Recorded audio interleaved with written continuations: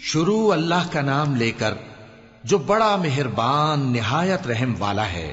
ہم نے نوح کو ان کی قوم کی طرف بھیجا کہ پیشتر اس کے کہ ان پر درد دینے والا عذاب واقع ہو اپنی قوم کو خبردار کر دو۔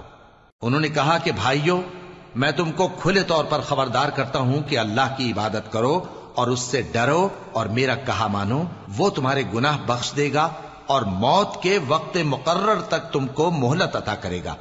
جب اللہ کا مقرر کیا ہوا وقت آ جاتا ہے تو تاخیر نہیں کی جاتی، کاش تم جانتے ہوتے۔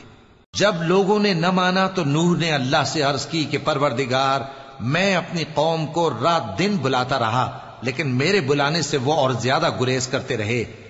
جب میں نے ان کو بلایا کہ توبہ کریں اور تو ان کو معاف فرمائے تو انہوں نے اپنے کانوں میں انگلیاں دے لی اور اپنے اوپر کپڑے اوڑھ لیے اور اڑ گئے اور خوب تکبر کرنے لگے۔ پھر میں ان کو بلند آواز سے بھی بلاتا رہا، پھر علانیہ بھی اور رازداری سے بھی سمجھاتا رہا۔ پھر میں نے کہا کہ اپنے پروردگار سے معافی مانگو کہ وہ بڑا معاف کرنے والا ہے۔ وہ تم پر آسمان سے موسلا دھار میں برسائے گا اور تمہارے مال اور بیٹوں میں اضافہ کرے گا اور تمہیں باغ عطا کرے گا اور ان میں تمہارے لیے نہریں بہا دے گا۔ تم کو کیا ہوا ہے کہ تم اللہ کی عظمت کا اعتقاد نہیں رکھتے، حالانکہ اس نے تم کو طرح طرح کی حالتوں میں پیدا کیا ہے؟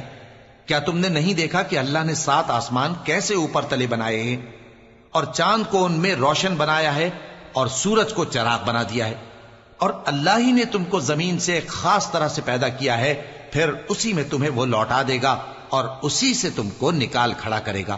اور اللہ ہی نے زمین کو تمہارے لیے فرش بنایا تاکہ اس کے بڑے بڑے کشادہ رستوں میں چلو پھرو۔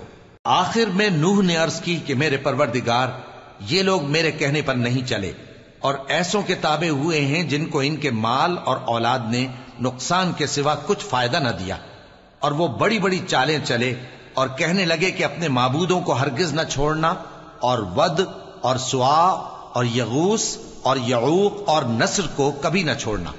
اور اے پروردگار، انہوں نے بہت لوگوں کو گمراہ کر دیا ہے اور تو ان ظالموں کو اور زیادہ گمراہ کر دے۔ آخر وہ اپنے گناہوں کے سبب پہلے غرقاب کر دیے گئے، پھر آگ میں ڈال دیے گئے، تو انہوں نے اللہ کے سوا کسی کو اپنا مددگار نہ پایا۔ اور پھر نوح نے یہ دعا کی کہ میرے پروردگار، ان کافروں میں سے کسی کو زمین پر بستہ نہ رہنے دے، اگر تو ان کو رہنے دے گا تو یہ تیرے بندوں کو گمراہ کریں گے، اور ان سے جو اولاد ہوگی وہ بھی بدکار اور ناشکری ہوگی۔ اے میرے پروردگار، مجھ کو اور میرے ماں باپ کو اور جو ایمان لا کر میرے گھر میں آئے اس کو اور تمام ایمان والے مردوں اور ایمان والی عورتوں کو معاف فرما، اور ظالم لوگوں کے لیے اور زیادہ تباہی بڑھا۔